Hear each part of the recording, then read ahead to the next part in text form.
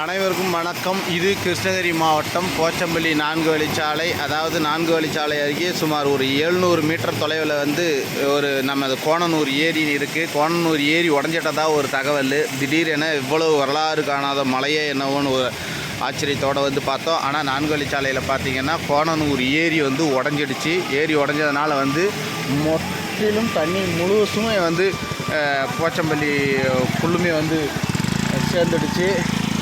இப்போ பார்த்திங்கன்னா 4 வழிச்சாலையில் இருந்து எந்த புறமும் நம்ம வாகனங்கள் செல்ல முடியல. அதாவது ஒரு 8 மணி வரைக்கும் எந்த ஒரு வாகனமும் இந்த பக்கம் பயணம் பண்ணாதீங்க. இதில் வர முடியாது. தீயணைப்பு துறையினரும் வேலை பார்த்துட்ருக்குறாங்க. காவல்துறையும் எங்கள் டீம் இருக்குது. அதே மாதிரி இந்த சிப்காடு செல்லும் சாலையில் நிறைய பேர் போகிறதுக்காக வெயிட் பண்ணியிருக்கிறாங்க. ஆனால் கட்டாயம் போகவே முடியாது.